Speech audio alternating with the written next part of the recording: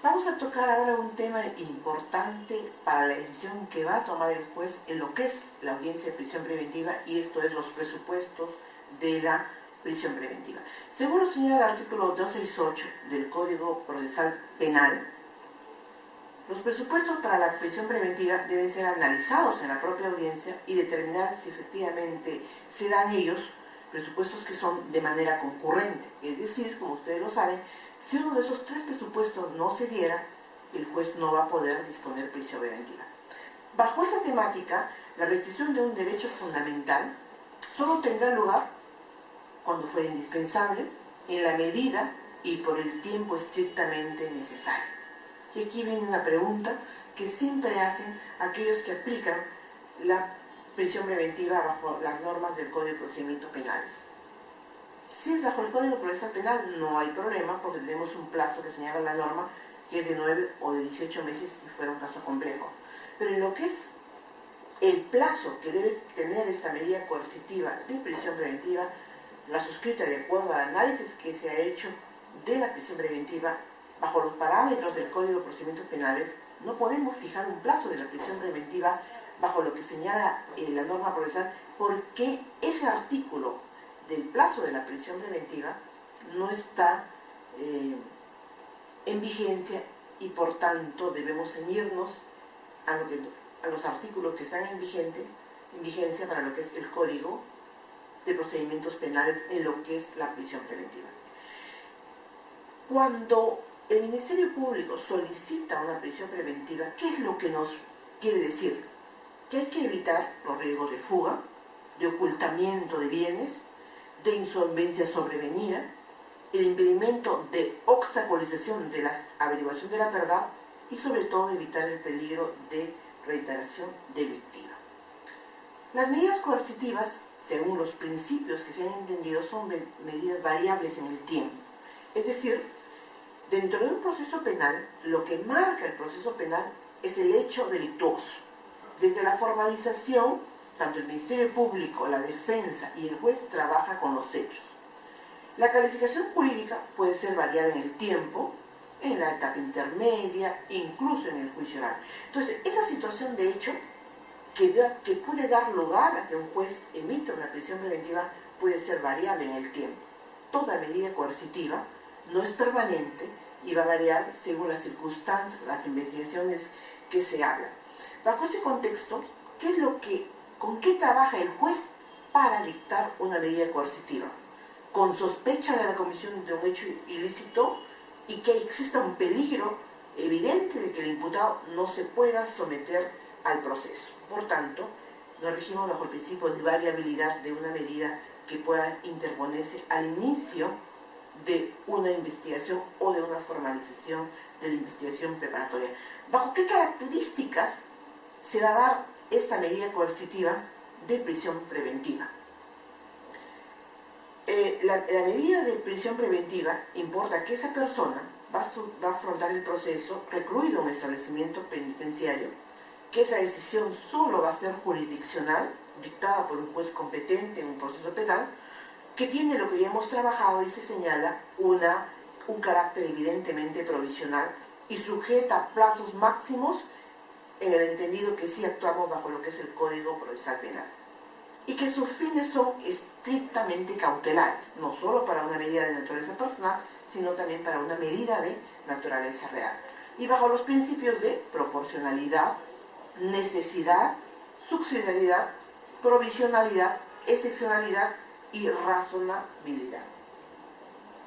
¿Cuáles son los presupuestos materiales que tenemos que tener en cuenta?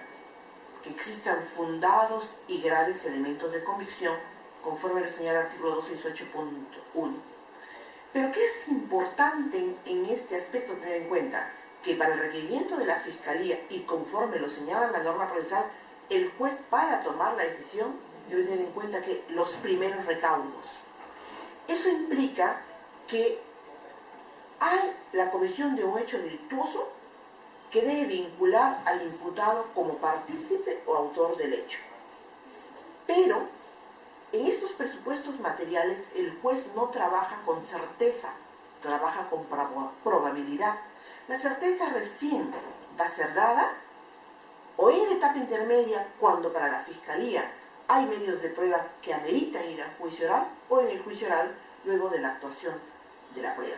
Entonces, en una medida cautelar tan importante y tan grave con la prisión preventiva, el juez trabaja con probabilidad y evidentemente no con certeza, y atendiendo a los primeros recaudos que ha podido recoger el Ministerio Público. La norma nos exige, en principio, que tengamos en cuenta fundados y graves elementos de convicción. ¿Qué significa eso?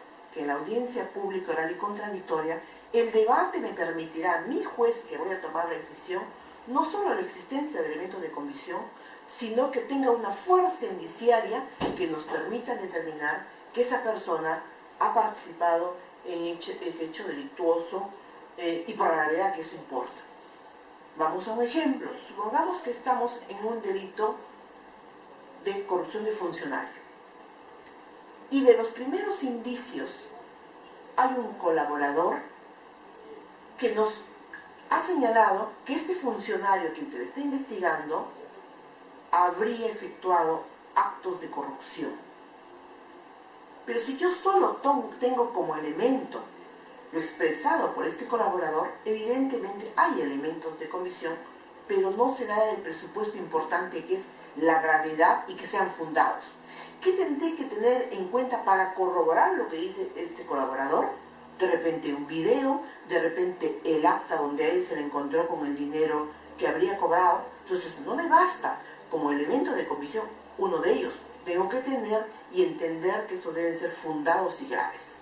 Bajo ese contexto yo podré señalar, el primer presupuesto ha sido superado. Para mí o se dan los fundados y graves elementos, o solamente tengo elementos de convicción y no tenemos que estos son fundados y graves. Efectuado este primer análisis, si para mi juez que voy a tomar una decisión no hay fundados ni graves elementos de convicción, dado que conforme señalado al inicio, estos son elementos concurrentes, dispondré o determinaré que la prisión preventiva debe ser declarada infundada porque no existen fundados y graves elementos de convicción. Eso me permitirá relevar un análisis de los otros elementos de convicción, porque ya al entender que no existen fundados ni graves elementos de convicción, no se daría la concurrencia y no analizo los otros presupuestos, y en mérito a ello yo dispondré declarar infundado el pedido de la Fiscalía. Pero si al momento luego del debate yo entiendo que sí hay fundados y graves elementos de convicción, entro a analizar recién el segundo presupuesto. ¿Y cuál es el segundo presupuesto? La prognosis de pena. Es decir, la determinación judicial que debe ser fundamentada y un análisis de por qué para quien emite la resolución, luego del debate se puede entender que la pena a imponer va a ser superior a 4 años. Para ello tendré que hacer un análisis del marco legal abstracto, es decir, partir y analizar de acuerdo al tipo penal el máximo de la pena y el mínimo que haya señalado en este caso la norma penal al respecto. Luego de haber analizado el marco abstracto de la ley, yo debo, haciendo y permitiendo hacer una prognosis de la determinación judicial de la pena, señalar cuáles serían los agravantes. De repente es un reincidente, de repente es un habitual, eso será materia del debate respectivo, y eso lo tendré en cuenta para determinar, según mis prognosis de pena, los agravantes. Luego de haber efectuado un análisis de los agravantes, pasaré a analizar si existen en ese caso atenuantes. Puede ser que se trate de una persona que ha colaborado con la investigación, puede ser que estemos ante un caso de lavado de activos y esta persona ha colaborado y ha dado información relevante para la investigación. Esas cosas, si ha habido confesión sincera también, yo la tendré en cuenta para, luego de haber determinado las agravantes, pasar a hacer un análisis de las atenuantes. Efectuado este análisis, tanto de los agravantes, las atenuantes y sobre todo el marco concreto de la ley, haré una prognosis y señalaré, y en mi decisión precisaré si bajo los contextos ya analizados, esta persona, de la prognosis que yo haga, va a ser la pena inferior o superior a 4 años. Si luego del análisis efectuado Yo considero que será el primer presupuesto, esto es, hay fundados y graves elementos, pero al momento de evaluar la prognosis de la pena, según lo que yo pueda determinar, la probable pena a imponer sería inferior a 4 años, lo señalaré así, y ya no entraré a analizar el tercer presupuesto de la prisión preventiva y dispondré que el requerimiento de la Fiscalía debe ser declarado infundado porque el segundo presupuesto no se ha dado y por tanto, al no darse la concurrencia, me releva de mayor análisis del tercer presupuesto que vendría a ser el peligro de fuga. ¿Qué atenuantes debe tener en cuenta para la prognosis de pena? La carencia de antecedentes penales, obrar por motivos móviles o altruistas, obrar en estado de emoción o temor inexcusable, las apremiantes circunstancias personales o familiares bajo las cuales he cometido el hecho delictuoso, procurar disminución de consecuencias del delito, de repente la persona, pese a que sepa que ha cometido un hecho delictuoso, ha contribuido en resarcir a la víctima en el momento oportuno, y eso tendrá que tenerlo en cuenta el juez, presentarse a la autoridad para admitir su responsabilidad, es decir, yo cometí el hecho delictuoso, estoy acá presente para asumir las consecuencias de eso. La edad del imputado en tanto influye en la conducta, y esto lo encontramos en el artículo 46 del Código Penal, que ha sido modificado precisamente por la ley 30.076.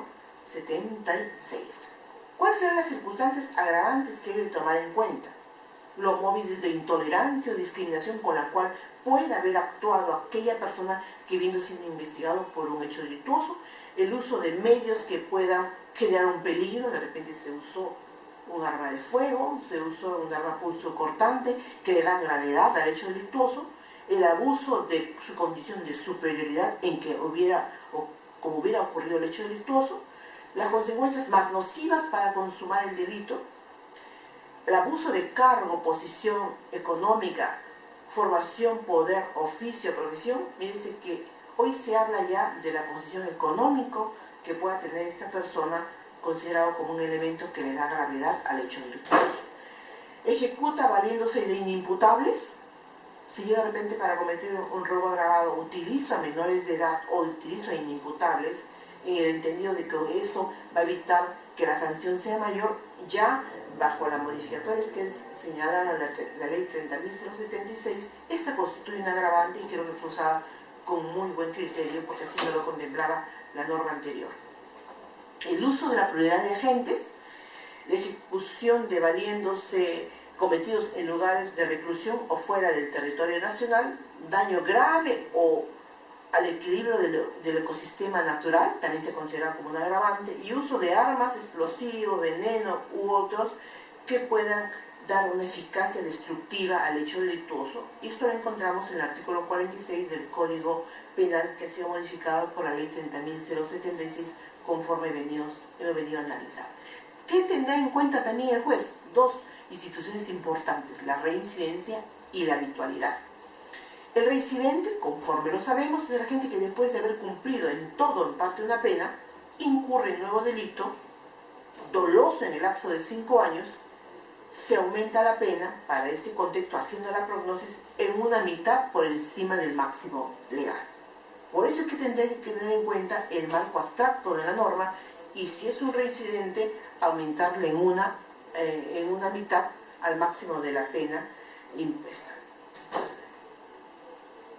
Asimismo, tenemos que tener en cuenta también si este investigado tiene la condición de habitual, es decir, el agente que comete nuevo delito doloso siempre que se trate de por lo menos 3 hechos punibles perpetrados en un lapso no menor de que sea 5 años, y la pena en este caso va a ser aumentada en 1/3 por encima del máximo legal. Mire, no sobre el mínimo, sino sobre el máximo legal.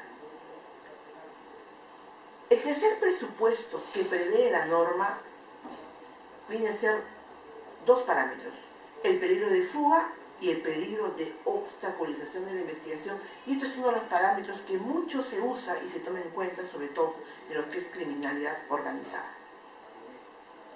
¿Qué hace que yo señale que no hay peligro de fuga? El arraigo del imputado. ¿Cómo es que se acredita el arraigo? Por el trabajo, el domicilio que pueda tener esta persona, su asiento en la comunidad, entendido porque tenga familia, hijos, su modo de vida en esa comunidad. Sin embargo, puede ocurrir, que conforme lo señala el artículo 269.2, que esta persona tenga trabajo, tenga domicilio conocido. Sin embargo, la norma en cuanto a peligro de fuga ha señalado la gravedad de la pena que se espera como resultado del procedimiento. ¿Qué significa? Tenemos un imputado que tiene trabajo y tiene domicilio, pero el hecho que se le impute es tan grave que puede dar lugar a una pena superior a los 20 años. Entonces, para el legislador, la prognosis de pena que yo pueda entender que le corresponde, me permite determinar que hay un peligro de fuga y que de esta persona, precisamente por la pena que se está solicitando, pueda sustraerse de la investigación y no habría forma de sujetar a la persona al proceso. Otro aspecto importante es la magnitud del daño causado y ausencia de actitud voluntaria del imputado para reparar.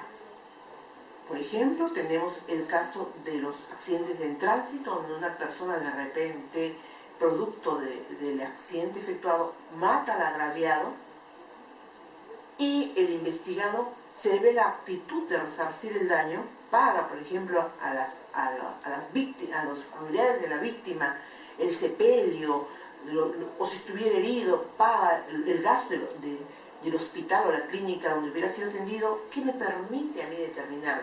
Que hay por lo menos de parte del imputado una actitud de resarcir el daño causado.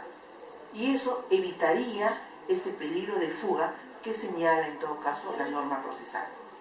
El otro aspecto importante es el comportamiento del imputado en este y en otro procedimiento. ¿Qué tendría que tomar en cuenta? Que en la audiencia de prisión preventiva la Fiscalía me diga, esta persona tiene 2 o 3 procesos y en esos procesos no ha concurrido, pese a que ha sido citado, ha sido declarado reo contumaz, porque no se apersona los requerimientos, y yo pues al momento de la decisión diré, si yo le dicto comparecencia o le dicto comparecencia con reglas de conducta, hay ya muestras de que esta persona no se quiere someter a los mandatos judiciales. Pero eso será analizado y debatido ampliamente en el pedido formulado por la Fiscalía y en el contradictorio que va a ser en este contexto el abogado defensor. Esto también hay que tomarlo en cuenta conforme lo señala la modificatoria de la ley 30.077, que señala la pertenencia del imputado a una organización criminal o su reintegración a la misma. Hoy constituye un agravante, sobre todo teniendo en cuenta lo que es hoy la ley de criminalidad organizada, el que el investigado pertenezca a una organización criminal o haya sido reincorporado a esta organización criminal. ¿Por qué? Porque bajo el entendido de que él forma parte de una red criminal, hay la posibilidad de que esta persona no se someta al acto de la investigación porque la propia organización lo va a sustraer del proceso, o porque él, dadas las posibilidades que pueda tener la organización criminal, tampoco quiera someterse a la investigación. Y entonces el peligro de fuga, bajo el contexto de ser parte de una organización criminal, está, y corroborado obviamente por la Fiscalía cuando haga el requerimiento, nos permite señalar que habría y que se daría básicamente el peligro de fuga. Por tanto, ese es uno de los presupuestos que tendríamos que tomar en cuenta. El otro aspecto importante es, y lo señala la norma, la obstaculización de las investigaciones. Es decir, si para mí, no necesariamente como juzgador, tiene que darse tanto el peligro de fuga y el peligro de obstaculización, porque la norma dice, o que se dé peligro de fuga o peligro de obstaculización. ¿Qué tendrá que debatirse para que al momento de emitir la resolución yo concluya que hay peligro de obstaculización de las investigaciones por parte del imputado? Debo tener en cuenta en ese contexto que el imputado destruirá los elementos de prueba, influenciará sobre los órganos de prueba, inducirá a otros a tales comportamientos. En el debate la Fiscalía me deberá señalar o precisar que hay testigos que han sido amenazados por el imputado, que por ejemplo el imputado ha ocultado información importante para este proceso. Un aspecto importante a tener en cuenta, por ejemplo, es si una persona es detenida con su celular y en ese acto el imputado saca el chip y se traga el chip de su celular. información relevante, ¿no? ¿Está obstruyendo? Claro. Y eso es lo que tendrá el juez y lo señalará en su resolución respectiva. Al inicio de esta exposición señalaba que había que tener en cuenta mucho el acuerdo plenario 1 del 2007. Y para tal efecto les pongo un caso. La Fiscalía formaliza investigación preparatoria contra 13 imputados y pone a disposición a 8 detenidos y 5 de ellos en condición de no habido. ¿Qué harían ustedes si son jueces de investigación preparatoria o jueces que aplican el Código Procesal Penal? Para tal efecto, ¿deberé yo, juez, convocar a una audiencia con los 13 imputados? No, porque estaría vulnerando el derecho de defensa.